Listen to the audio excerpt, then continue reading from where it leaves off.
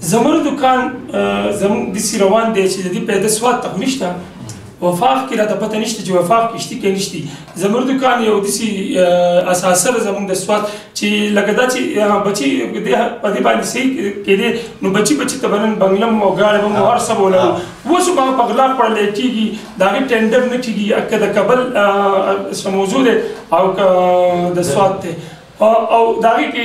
اعلی حکمران چې کوم دي یا ایم پي ګان به والو ایم این ګان به والو هر څوک چې دي او د دې نه نور څه افسران یا د هغې سره ټچ چې کوم افسران دي هغه په قلار لګیا دي په راج آباد باندې خلکو کوې کرلي راج آباد یې بلکل ډډ کړو محمد ګل شهید مکمل ډډ شو دا هر څه ډډ شو او حکومت بالکل خاموشي سترګې پټې کړې دي په دې زموږ سواد ته دې پیدا نشته په دې باندې پکار دا نه چې ستاسو غوندې مشران یا زموږ د بازار صدر صاحب یا تاسو یا نور چې په دې راوځي چې یار دا چېرته ځي او ولې په پټه خوړلی کېږي په دې باندې یو پیرمه خبره کړې وم او دغه محله د ملک آباد او راج آباد او دغه چې تا یاد کړل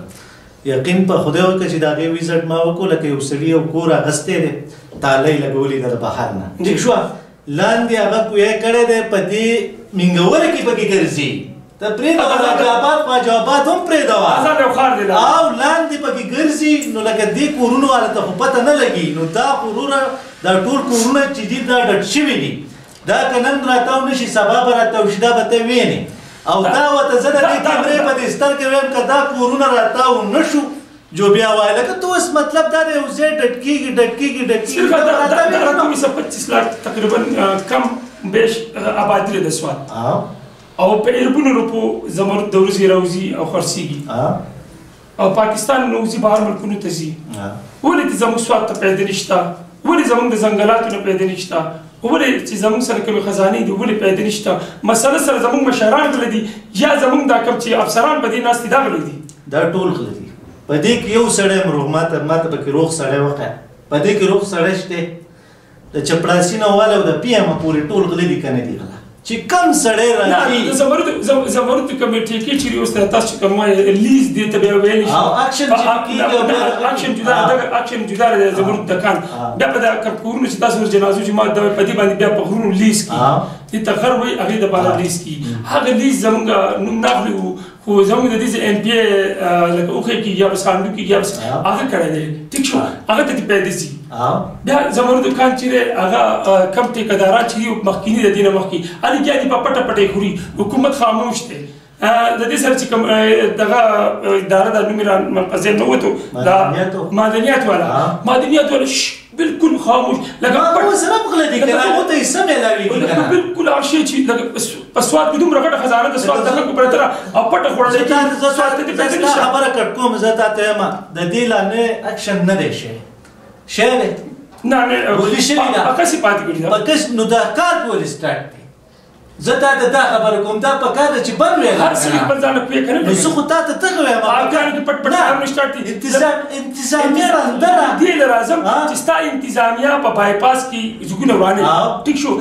اے سي راځي ډي سي راځي کمشنر راځي وزیر اعلی اکشن اخلي هر څوک چې کوي هغه د کروڑو روپو خلکو چې دادونه ورانې یو زمرد دکان دی په هغې باندې اکشن نشته ولې نو زه خو تا ته دا یم چې دلته پکې غله دی که نه هلته پکې روپۍ نه خوري ګوره مدنیت والا چې څومره دي که نه په دې زمرودو کې په دې کې ښه باقاعده د هغو حصه ده نو چې اوس یو د یو سړي حصه یې په یو شي کې هغه ته جوړه میلاوېږي هغه لیونی ده چې پسې راځي چې دا کار بند کا پکار ده چې ګوره زموږ دا سکیورټي به د څه شي لپاره ولاړه سکیورټي د څه شي خلک خپل کار کوي د څه شي سکیورټي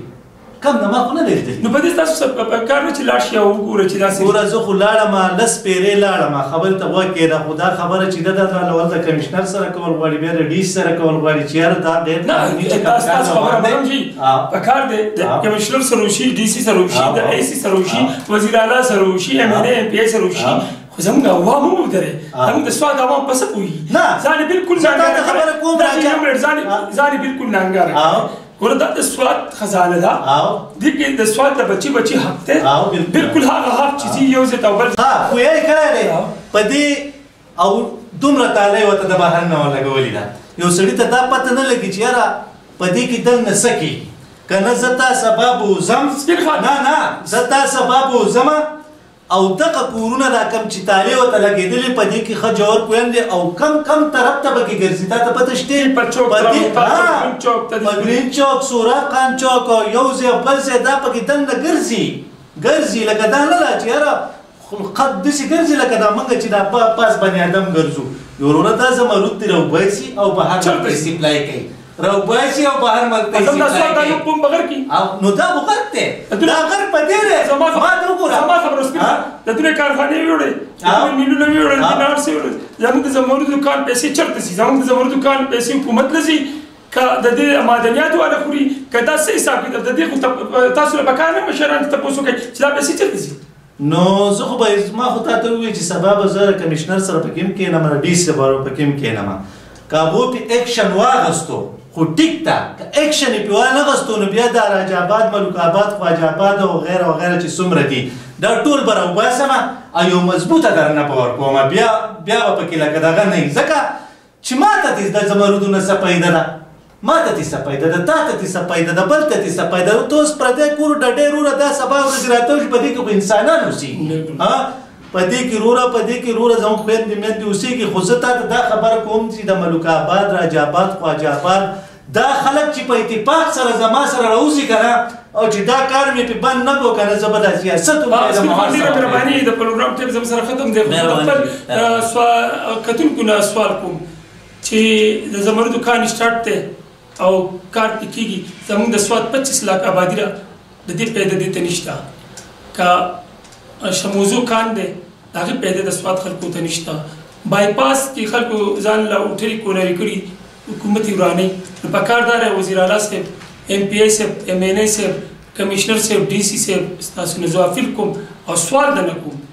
د دې سوال جواب د سوات قوم غواړي او د سوات عوام غواړي چې د زمردو کم 25 لاک آبادی کې یو روپۍ په دې باندې زموږ په خلکو نه لګي دا پیسې چرته ځي ولله د دې سوال جواب پکار دی روان پروګرام پورې شاهد علي خان په حقیقت پروګرام کې سره د سپین خان ستاسو نه اجازت غواړي د الله په امان